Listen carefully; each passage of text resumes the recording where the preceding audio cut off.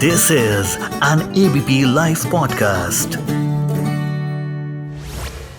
मोदी 3.0 का कार्यकाल शुरू हो चुका है। सरकार अपने काम धाम में लगी हुई है, लेकिन प्रथमे ग्रासे मक्षिका पाता की तरह इस सरकार के साथ जो सबसे बड़ा दाग लगने जा रहा है वह प्रतियोगी परीक्षाओं को लेकर है। पहले नीट यानी NEET की परीक्षा संदेह के घेरे में आई, ग्रेस मार्क्स दिए गए, बहुत सारी चीजें हुई और अब नेट की परीक्षा होने के महज चंद घंटों बाद ही कैंसिल कर दी गई। क्या NTA परीक्षाएं ठीक से नहीं करवा पा रहा है? मैं हूं व्यालोक और इन तमाम मसलों पर मैं बात करूंगा डॉक्टर सव्यसाची से। JNU से पढ़े लिखे हैं, वहां से PhD की है और उसके बाद CBSE और NCERT के साथ लगातार काम करने वाले एकेडमिशियन है। सर बहुत बहुत स्वागत है आपका। जी धन्यवाद व्यालोक जी। सर क्या हो रहा है, एक के बाद एक जो परीक्षाएं हैं वह संदेहों के घेरे में आती हैं, कैंसिल होती हैं। क्या सरकार की लगाम छूट रही है? देखिए, NTA का जब निर्माण हुआ तो वो अपने समय की सबसे बड़ी जरूरत थी। छोटे छोटे स्तर पर अनेक परीक्षाएं हो रही थी और उनमें स्थानिक तौर पर धांधलियां हो रही थी लगातार, और इन सारी समस्याओं से निपटने के लिए सरकार ने एक विजन बनाया कि हम एक ऐसी संस्था बनाएंगे जो सही जो है गुणवत्तापूर्ण परीक्षा जो है कराने में सक्षम हो। तो ये एक NTA बन गया। लेकिन NTA जब बना तो NTA को उस प्रकार से नहीं बनाया गया। एक CBSE नाम की संस्था पहले से चल रही थी, उस CBSE संस्था को उन्होंने कहा कि भाई आप NTA भी चला लीजिए, और वो NTA चलाने के लिए खड़ी हो गई संस्था। अब चूंकि उसके पास नियमित रूप से कोई संसाधन उपलब्ध नहीं था, तो उसने आनन फानन में तमाम तरह के प्राइवेट जो प्लेयर्स थे उनको अपने साथ जोड़ लिया। प्राइवेट प्लेयर्स में बुरी बात नहीं है, लेकिन क्या है कि जब भी बड़े स्तर पर जिम्मेवारी की जब बात होती है तो वहां पर शुरुआत में जरूर आपको एक पूरा सरकारी तंत्र होना जो है यहाँ पर अपेक्षित था, ताकि जो लोग काम कर रहे हों उनकी जिम्मेवारी हर स्तर पर तय हो सके। तो यहाँ पर मान लीजिए कोई एक व्यक्ति है जो किसी एक प्राइवेट संस्था के लिए कॉन्ट्रैक्ट पर, उस संस्था के लिए कॉन्ट्रैक्ट पर काम कर रहा है और वो आ गया NTA के अधीन में। अब वो जब NTA के लिए काम कर रहा है तो जाहिर सी बात है उसकी नौकरी जो है वो भी क्षणभंगुर है, उसके साथ उसकी सेवा शर्तें भी वैसे ही बनी हुई हैं। तो वो उस जिम्मेवारी से उस अपने दायित्व को निभाने में सक्षम नहीं हुआ। सरकार का इस ओर ध्यान नहीं गया। सरकार ने हाइप की हमने फार्मेसी भी, हमने एग्रीकल्चर भी, हमने UGC नेट भी, हमने JEE भी, हमने नीट भी, मतलब सारी परीक्षाएं हमने उसको दे दी। तो जब शुरुआत हुई तो उस समय इन बातों की ओर ध्यान नहीं किया, लेकिन धीरे धीरे जो लोग उसमें घुसे उनके पंख पसार गए। अगर हम इसको इस रूप में देखें कि उन्होंने अपने पंख पसार लिए कि भाई सबके अब कॉन्टेक्ट हो, भाई देखो मैं तो नीट का एग्जाम करवा रहा हूँ, तुम बताओ कोई कैंडिडेट हो तो, मैं तो JEE का करवा रहा हूँ, तुम बताओ कैंडिडेट। मैं एक अनुमान लगा रहा हूँ कि हुआ क्या होगा।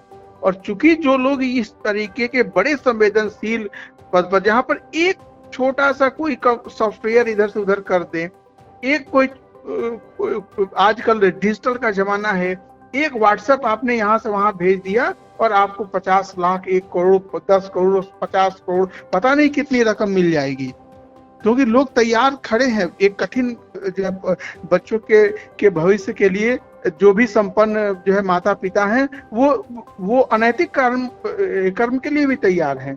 तो ऐसे में एक फुल प्रूफ सिस्टम बनाने की जो जिम्मेवारी थी वो लोग लापरवाह हो गए, सोए रह गए। उन्हें लगा कि सब चंगा है इस सरकार में। ये जो है एक अंडर जो है स्टेटमेंट नहीं है, ये एक मानसिकता है कि भाई हम कुछ गलत नहीं बताएंगे, सब अच्छा बताना चाहिए।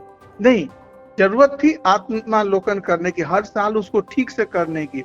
हुआ क्या कि एक NTA जैसी संस्था है, समझिए इसको, तो वो उस संस्था को जो लोग चला रहे हैं, अब उन्होंने कहा कि फार्मेसी का एग्जाम लेना है, उन्होंने कहा कि ICAR एग्रीकल्चर का एग्जाम लेना है, उन्होंने कहा कि हमें नीट का एग्जाम लेना है। तो अलग अलग तरीके से रिसोर्स उनको क्रिएट करना है, उसके लिए पेपर बनाने हैं, लोग बनाने हैं, कंडक्ट करने के तरीके बनाने हैं।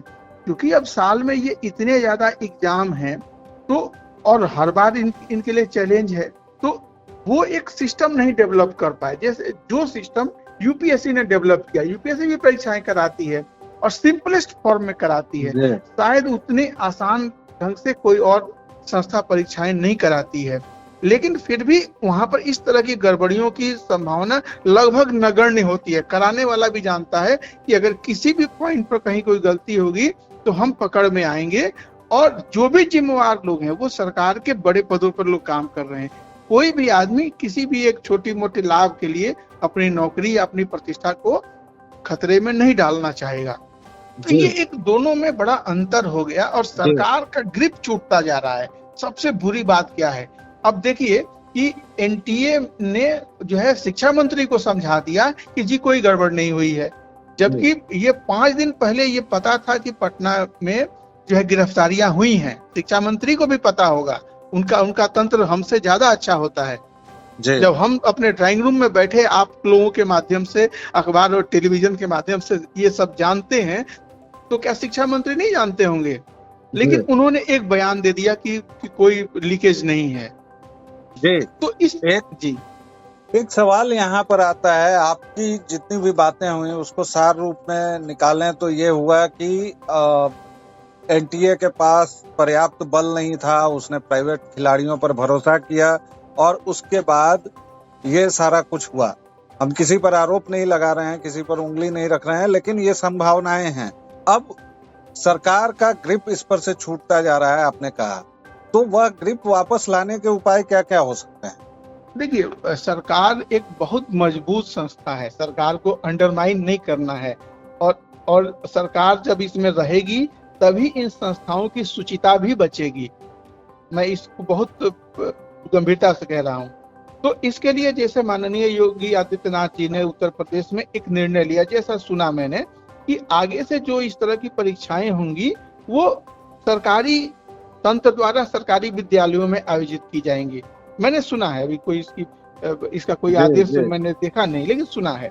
तो इस प्रकार से अगर आपने उन लोगों को इसमें कम से कम शामिल किया, चेक एंड बैलेंस रखा, थोड़ा होमवर्क कर लिया, और तब जाकर के इन परीक्षाओं में आप जा रहे हैं, तो शायद जो है आप जो है बेहतर परिणाम पा सकते हैं। और कोई दूसरा तरीका नहीं है, क्योंकि प्राइवेट में क्या है कि जवाबदेही जो है ना, जैसे आप चुनाव को आप नहीं कर सकते हैं, चुनाव एक सबसे बड़ी जिम्मेवारी है, तो चुनाव को आप प्राइवेट प्लेयर्स को नहीं दे सकते हैं। क्यों? क्योंकि वो वेस्टेड इंटरेस्ट काम करेगा और उसकी बाद की जिम्मेवारी नहीं बनती है ना। तो इसी तरीके से यहाँ पर आपको एक सरकारी तंत्र ऐसा विकसित करना पड़ेगा जिसके ऊपर चेक एंड बैलेंस हो, लेकिन वो ही उसको कंडक्ट कराए। अगर वो कंडक्ट कराने के लिए खड़ा हो गया तो जैसे यूपीएससी जैसी संस्थाएं हैं वैसे ही एनटीए की शाख बन जाएगी। एक आखिरी सवाल था, नीट को अभी तक कैंसिल नहीं किया गया, नेट को तुरंत कैंसिल कर दिया गया, और इस सवाल से आखिरकार होता यह है कि उच्च शिक्षा को लेकर एक तरह का डर मन में पनपता है, खासतौर से जिन बच्चों के साल बर्बाद होते हैं, जिन लोगों के पूरे एकेडमिक वर्ष बर्बाद हो जाते हैं। इसकी औषधि के बारे में आपने बताया कि सरकारी तंत्र को फिर से वापस ले जाना होगा, लेकिन जिन बच्चों का साल बीत गया उसके लिए क्या, उसकी क्या रेमेडी हो सकती है, या उस पर सोचना ही नहीं चाहिए सरकार को? नहीं, अभी साल बीता नहीं है, सरकार अगर तुरंत से निर्णय करे, क्योंकि इसकी शाख की भी बात है, शुचिता का सवाल है, तो तुरंत से जब आपको ये पता चल गया कि गोधरा में लीकेज हो गया या लीकेज होने का पूरा इंतजाम है, पेपर लोगों के हाथ में पहुंच गया था, जब आपको ये पता चल गया कि पटना में हुआ, और ऐसे तमाम जगहों पर जहां पर पता नहीं आपको चल पाया, तो अब जब एक बार ये सवाल खड़े हो गए तो आपको तुरंत उस परीक्षा को कैंसिल करके एक नई डेट आपको देनी थी, और बच्चों से कोई शुल्क नहीं लेना था। जो कमजोर बच्चे थे उनको ये भी सुविधा देनी थी कि वो आने जाने के लिए, क्योंकि इसकी जिम्मेदारी सरकार की है, तो उनको आने जाने का मार्ग वे दें, जो उनका कोई खर्च लगता हो तो वो खर्च दें, ताकि एक भरोसा बहाल हो सके। सरकार तमाम तरीके के काम छात्रों के हित में करती है, कर सकती है, संसाधन की कमी नहीं है। तो एक बार आगे बढ़ करके हिम्मत के साथ और खुले दिल से छात्रों का विश्वास जीतने का प्रयास होना चाहिए। इस परीक्षा को कैंसिल करके और तुरंत नई डेट दे करके आगे का शेड्यूल भी पूरा एकदम आप दे दीजिए और तैनात होकर के इस एग्जाम को आप करवा दीजिए। यही शायद इसका एक अच्छा समाधान हो सकता है। जी, बहुत बहुत धन्यवाद सर, आपने हमसे विस्तार से बात की, इसके लिए थैंक यू वेरी मच।